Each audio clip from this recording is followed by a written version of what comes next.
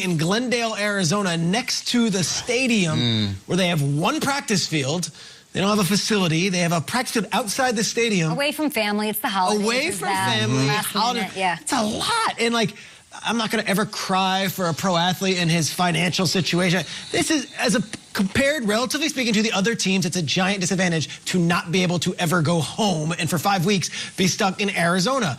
I would also add they're not allowed to take ride-sharing apps. So if they want a car, they've got to rent a car because of the COVID protocols at the NFL and with the 49ers. Who wants to do that? They have to, if they want to rent a house, that has to be cleared in a way that, like, it's not...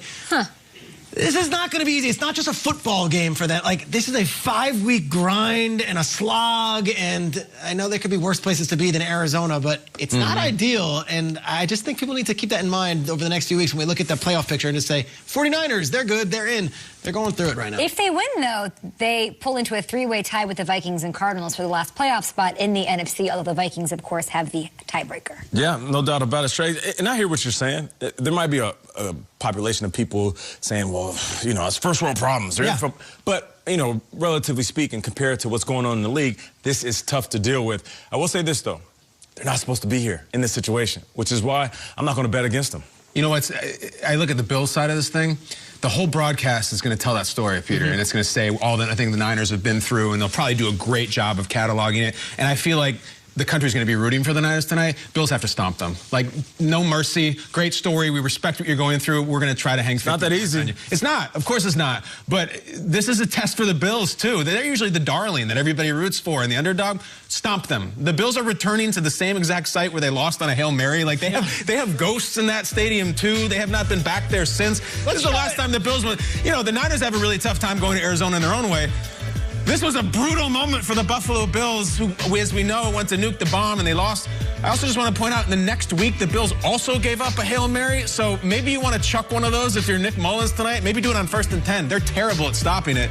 Lot to prove for the Bills tonight. Don't get wrapped up in the story. Crush them. You need this win. Bills try to maintain control of the 3 seed in the playoff picture with a win over the Niners tonight. Now, after yesterday's upset win in Seattle, the Giants have won 4 straight. 9-3 for the first time since 1994, when Baker Mayfield was not even alive yet. And they're sitting in that 5 seed. If the playoffs start right now, it would be a rematch for the Titans in the playoffs. They'd get another shot at the Browns. Yeah, huge road win. Look at those 3 games. Like it. That's a fun graphic. Yeah, that's 4 straight road wins for them, by the way. Can the Browns compete with the big dogs, Kyle, in the AFC? Dolphins-Bills would be tasty, too. It's a great question and a great weekend for the Cleveland Browns. My weekend started really strange. On Friday, I was invited onto First Take on ESPN on behalf of the show. I'm introduced. What is that? I don't know. First Take. It is a talk show that has Max Kellerman and Molly Karam and Stephen A. Smith on ESPN. Okay, and they argue about sports stuff. Never seen it. All right. Different network, different time. But they introduced me and they say, Peter Schrager and Kay Adams and Nate Burleson, oh, good morning, football. And then they accused me of being a liar right to my face on the air, because they said, do you believe in the Browns? Kind of like we are now. And I said, you know, I believe that they got to prove that they have a big-time quarterback. And Stephen A. Smith, who is a guy who's been on ESPN for a long time, Philadelphia Inquirer, he said, I watch your show every morning. I love the show. I love the show. I love Kay. I love Peter. I love Nate. And you disrespect our show by coming in here and lying to our face that you don't know if Baker's a big-time quarterback. We already know he's not. And then Max would chime in and said, we all know he's not. He's nothing. And they get crazy on that show. They really go big. There seems to be a thing where they fight with each other, and some people think that they predetermined it. I don't. But they were screaming at me for being a liar, because I thought just Baker has to prove that he's good. Well, Stephen A., he had 4 touchdowns in the first half. So if you want to give me some of those chocolate chip cookies you eat to when the Cowboys lose, I'll take 1 for each touchdown. 4 of them. Baker Mayfield, Kay, to answer your question, I consider the Titans one of the big dogs. I do. I think that they are playoff tested and gritty as hell, and the Browns smacked the hell out of them. We got lineman touchdowns. We got everything. The only thing the Browns have really working against them, in my opinion, is a couple really ugly losses in the division. One was 3 months ago. One was 2 months ago. They're 9-3. 9-3 for the Browns is 19-0 for the Packers or Seahawks. 9-3 is 19-0. I believe. You believe what? Hold on. I believe they can hang with the big dogs. Yeah, I can believe they can win a couple playoff games. Win a couple playoff Yeah, I do. Yeah, no doubt about it. Baker Mayfield was balling out. But I have to give credit to Kevin Stefanski. Phenomenal game plan. The way he came into this game, it wasn't what we expected. We knew that they could run the ball, but because everybody was expecting this strong run game, it seemed like they based their attack off of that. And some of these plays are impressive. It wasn't just the trick plays, it was also the play action. I mean, just check out. You got the handoff to Chubb. He flips it to Jarvis Landry. Jarvis takes a hit, and you get a toe drag swag on the sideline with Baker Mayfield. I'll see you tomorrow. But check this out. Listen, Baker so casual. Baker so casual. Watch this. Jarvis takes a shot. Boom. See, Jarvis just eats one so he can deliver that rock. And then we saw the trick play in the back of the end zone. Kendall Lamb, big fella, out there catches the rock. So for me, you go into this game, you're like, it's going to be hardcore running versus hardcore running. Kevin Stefanski, he knew exactly what the Titans were expecting, and he mixed it up. You talk about a mixed bag, you do that segment, he dig deep into that mixed bag and had a great game plan. First off, I'd like to address Kendrick Perkins, who I have beef with. He was on First Take the other day talking about James Harden, how he won't win the big one. James Harden was a Game 7 away from beating the Warriors. Hey, Perkins be beefing. I know, I don't want to mess with Perk was on Friday, too. Ben Simmons, no mid-game, mid-range jumper. I'm not messing with Perk, and I'm not messing with the Browns either. Okay. The Browns showed me something yesterday. We hyped up Henry versus Chubb and Hunt all week. Derrick Henry's face was on a milk carton yesterday. Whoa, was Baskin. Was Derrick Henry in this game? God. And he's big. Here's early in the game. It's his first fumble on 307. He had 60 yards total yesterday, and a lot of it didn't matter when the game was actually in contention. The Browns defense was flying all over the field, and I had the Taki jersey on. Taki was out there, yes, but it was everyone. And I got to give credit to Nate. You went to their offensive side of the ball. Their defensive coordinator, Joe Woods, was doing things I haven't seen any defensive coordinator do to Derrick Henry. They bottled him up, but they also made Tannehill beat them in ways that Tannehill just couldn't. Look at this. Henry. Is a great stat.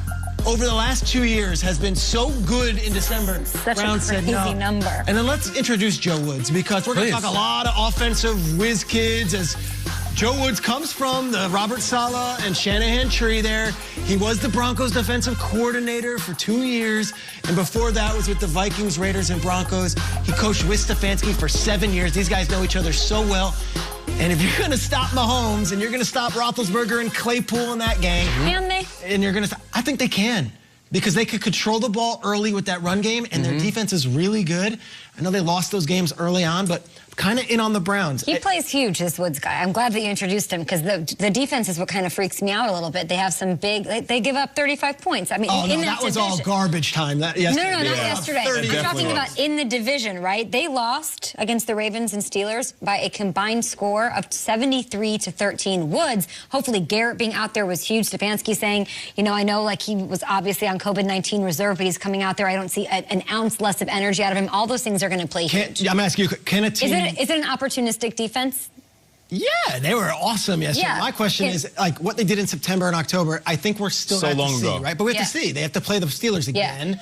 They got to play the Ravens, right? Again. So when you guys are in on them, I am in. Can we play a little trust game here for a little bit? I don't really need this. Oh, I guess we can look at the schedule. Okay, they've got this is where I am. They have one of the big brothers next week. I want to believe in them, but if you slip up against a struggling Ravens team, we're going to be right back to where we were like in September, so I don't want to get there. I asked you guys, do you have more trust in them, Kyle, I'll give you a team here, than the Dolphins? Oh, yeah. Yeah. Way more trust. You got, like, the Cleveland Browns as an organization, they haven't been 9-3 in like 26 years. Everything. They just don't do it. Do you trust them more than the Buccaneers? More than the Dolphins, and certainly a hell of a lot more than the Titans, who they just beat and were up by 6 touchdowns in the first 5 minutes. I mean, this is a huge day to like credit the Browns. 100%. Yes, I do trust. I do trust. Do we trust them more than the Vikings? Yeah. Separate conference, but absolutely. I mean, they've got 3 losses, and Derrick Henry is an MVP candidate. Crazy. Did nothing. And he never fumbles. Derrick Henry doesn't fumble. Well, we'd love to see it. Browns 9-3. Enjoy it. Big one against the Ravens this next week. I'm just trying to give I want to know. I like getting the gauge of where you guys are after wins and losses. They play the Ravens. I don't know who I'm taking in that game. I need to see the Ravens Tuesday night, but the Ravens and Steelers own the Who's Browns. playing for the Ravens? Like, who's going to be out there? We don't even know. I would expect you to say you have to see the Browns beat the Steelers or the Ravens for you to actually believe in them. Perhaps. If they lay an egg against the Ravens, maybe I'll be like... They're 9-3, man. That was they're awesome. What the Titans